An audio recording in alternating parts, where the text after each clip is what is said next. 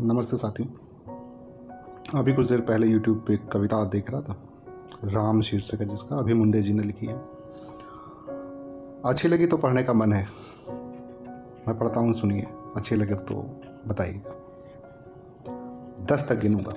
राम लिखते ही, कहते ही, पढ़ते ही, सुनते ही, देखते ही या दिखते ही, मन में जो पहला विचार आता है उसे बांध कर रखिएगा। पूछूंगा 1 2 3 4 5 6 7 8 9 9 9 हाथ काट कर रख दूंगा ये नाम समझ आ जाए तो।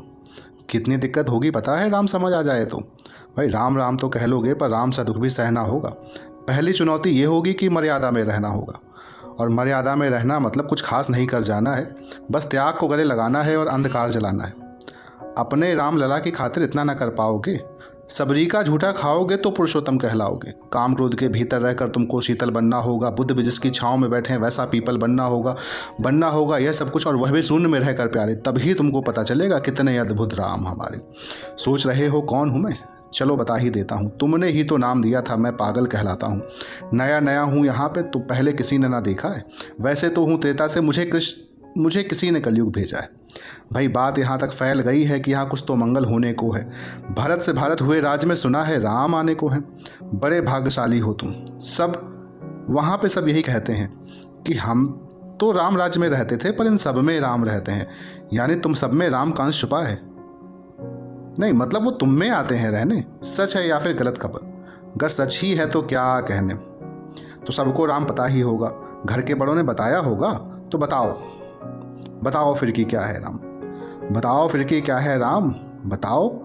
अरे पता है तुमको क्या है राम? या बस हाथ धनुष तरकस में बाण, या फिर वन में जिन्होंने किया गुजारा, या फिर कैसे रावण मारा, लक्ष्मण जिनको कहते भैया, जिनकी पत्नी सीता मैया। फिर ये तो हो गई वही कहानी, एक था राजा एक थी रानी। क्या सच में तुमको राम पता है, या वह भी आकर हम बताएं? बड़े दिनों से हूँ यहाँ पर, सब कुछ देख रहा हूँ कब से। प्रभु से मिलने आया था मैं, उन्हें छोड़कर मिला हूँ सबसे। एक बात कहूँ अगर बुरा न मानो, नहीं तुम क्रोधित हो जाते हो। पूरी बात तो सुनते भी नहीं, सीधे घर को आ जाते हो। ये तुम लोगों के राम जपों में पहले सा आराम नहीं। इस जबरदस्ती के जैसे राम में सब कुछ है, बस राम नहीं।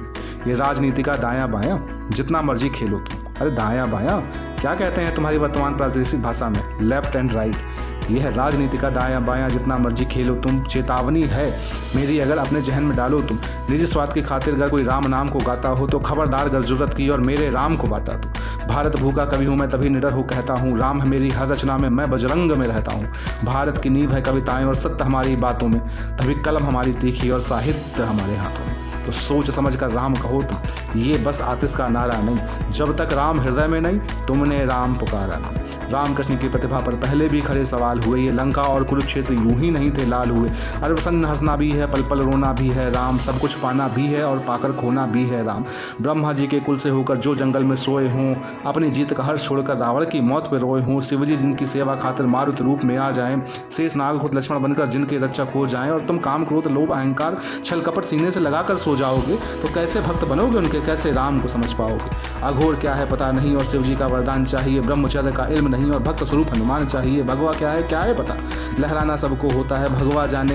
भगवा क्या है वह जाने, जो भगवा ओढ़ के सोता है। राम से मिलना है ना तुमको, निश्चित मंदिर जाना होगा, पर उससे पहले भीतर जा संग अपने राम को लाना होगा। जय सिया राम। और हाँ, अवधपुरी का उत्सव है, अवधपुरी का उत्सव है, कोई कसर नहीं, सब खूब मनाना।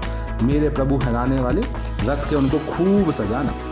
द्वापर में कोई राह तके है, मुझे उनको लेने जाना है। चलिए तो फिर मिलते हैं, मुझे भी अयोध्या आना है। जय सिया राम। फिर से बहुत बढ़िया कविता लगी थी मुझे, मैंने पढ़ी है, होपफुली आपको भी ठीक आई। धन्यवाद।